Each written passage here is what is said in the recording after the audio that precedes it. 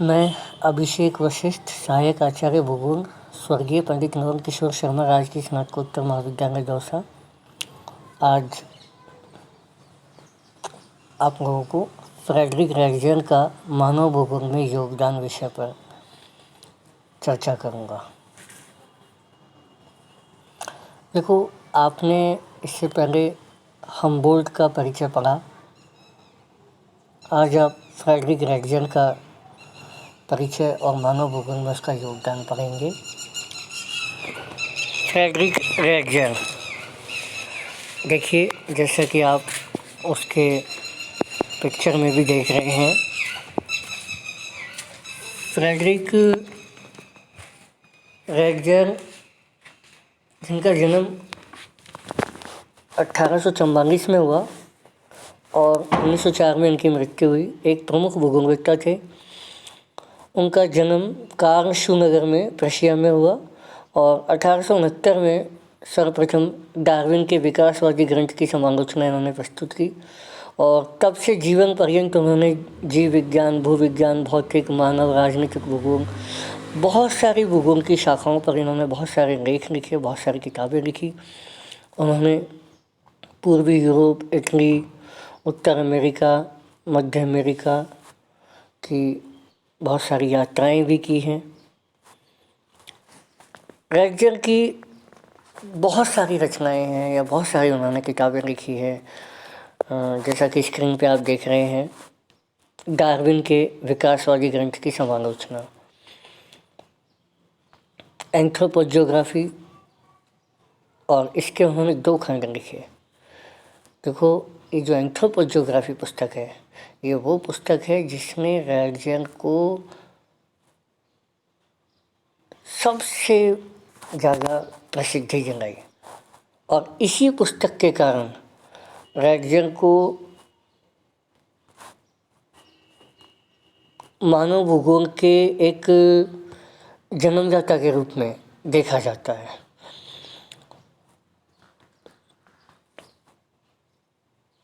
एंथ्रोपोजियोग्राफी मानव भूगोल की प्रमुख आदि पुस्तकों में से एक है। एक पुस्तक है पृथ्वी और आवास,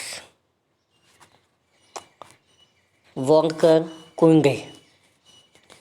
एक है भूमध्य सागरीय तट के जीव, चीनी आवर्जन और राजनीतिक भूगोल। और ये जो राजनीतिक भूगोल पुस्तक है, ये इनकी दूसरी वो पुस्तक है जिन्होंने इनको विश्व प्रसिद्ध कर दिया और जिसकी वजह से इन्हें कई और संकल्पनाओं के ये जनक हुए। आगे मैं इस पर विस्तृत चर्चा भी करूँगा, पर इससे पहले मैं राजनीतिक भूगोल को स्पष्ट करना चाहूँगा। मैंने जब पिछले एक चैप्टर में मानव भूगोल का अन्य सामाजिक विज्ञानों से संबंध जब चैप्टर पढ़ाया था, तो उसमें राजनीति शास्त्र से इसका जब संबंध देखा था, तो हमने कहा था कि राजनीति शास्त्र से मानव भूगोल का संबंध को हम राजनीतिक भूगोल में पढ़ते हैं, तो ये वही राजनीतिक भूगोल है। और मैंने उस समय भी ये चर्चा की थी कि 2 देशों के बीच भौगोलिक कारणों से सामरिक सुरक्षा और राजनीति या देश का और सीमाएं आदि बनती हैं, और ये सब चीज़ें कहीं ना कहीं एक दूसरे से जुड़ी हुई है। यानी कि राजनीति को हम भूगोल से अलग नहीं कर सकते हैं। भौगोलिक कारणों से का राजनीति पर बहुत गहरा प्रभाव होता है। तो इसके बाद है रैगजर के अन्य प्रमुख योगदान।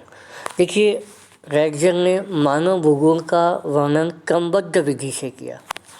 देखिए, किसी भी विषय के 2 तरह से वर्णन किया जा सकता है। एक क्रमबद्ध विधि से वर्णन, जिसके अंदर,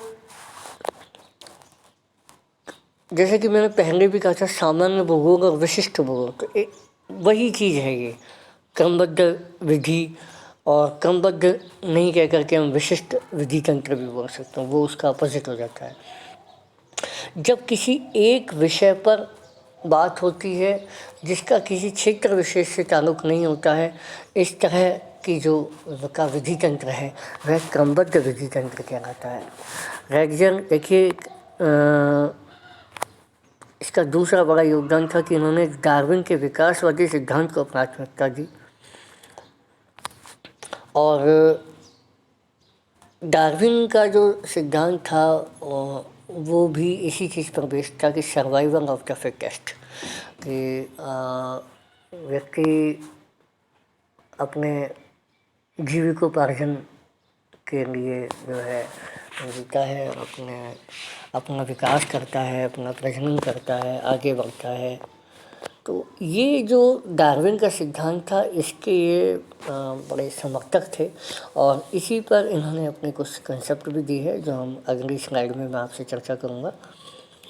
रैगजन ने मनुष्य को विकास के अंतिम परिणाम के रूप में देखा है। उन्होंने कहा है कि मनुष्य विकास का अंतिम परिणाम है और यानी कि मनुष्य सदैव विकास चाहता है। ये विकास का अंतिम परिणाम शब्द से यहाँ तात्पर्य यही है कि मनुष्य की एक ही सोच है, विकास, विस्तार। और मतलब कि इस मनुष्य में एडजस्टमेंट नहीं है, इस मनुष्य में भावनाएं नहीं हैं। ये वो मनुष्य है जो सिर्फ विकास चाहता है, विस्तार चाहता है। तो ये रैगजन का एक दृष्टिकोण था मनुष्य के प्रति। और रैगजन ने वातावरण निश्चयवाद की अवधारणा दी। देखिए निश्चयवाद के ऊपर मैंने पहले आपसे चर्चा की। निश्चयवाद वह अवधारणा है जिसमें इस संसार की प्रत्येक जो गतिविधि है उसके पीछे प्रकृति की सत्ता को स्वीकार किया गया है और यह कहा गया है कि हर चीज़ निश्चित है और हर कार्य निश्चित है और प्रकृति की इच्छा के बिना कुछ भी संभव नहीं है। लेकिन जो वातावरण निश्चयवाद है ये निश्चयवाद से थोड़ा सा इस अर्थ में भिन्न है कि यहाँ वातावरण और वातावरण के समायोजन पर थोड़ा सा बल दिया गया है।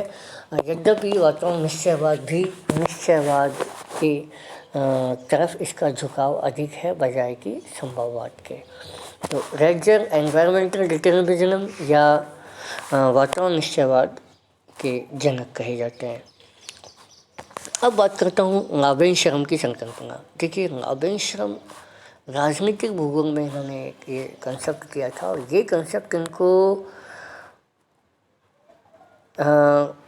विश्व को एक ऐसी ओर ले गया कि आप खुद भी जब इसे सुनेंगे समझेंगे तो आप खुद भी आश्चर्यचकित रहेंगे।